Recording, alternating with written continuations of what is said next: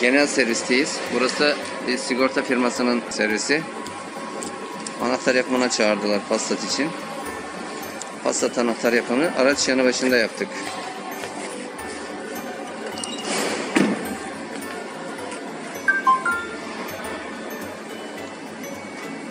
Arkadaş anahtar farkıyla Passat anahtar yapımı başarılı.